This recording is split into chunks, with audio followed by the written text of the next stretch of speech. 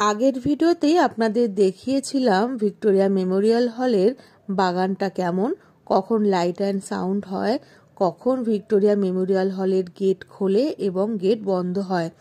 এবারে নিয়ে যাব ভিক্টোরিয়া মেমোরিয়াল হলের মিউজিয়ামটার ভেতরে।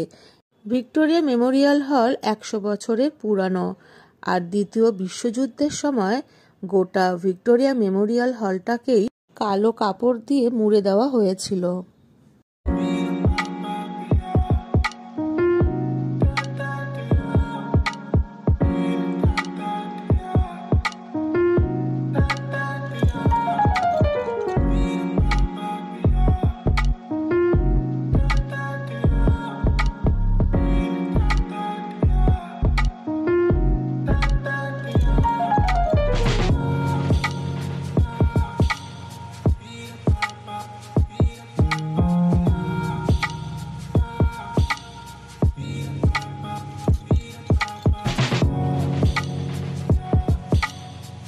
মিউজিয়ামের ভেতরেই প্রবেশ করলে বুঝতে পারবেন যে কতটা সুন্দর করে সেই সময় বানানো হয়েছিল।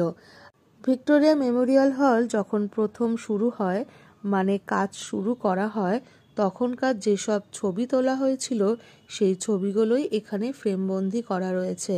বলতে গেলে এখানে সমস্ত ছবিই আছে, কিভাবে তৈরি হয়েছিল, দ্বিতীয় বিশ্বযুদ্ধের সময় কীরকমভাবে গোটা ভিক্টোরিয়া মেমোরিয়াল হলটাকে কিভাবে কালো কাপড় দিয়ে মুড়ে দেওয়া হয়েছিল সেই ছবিও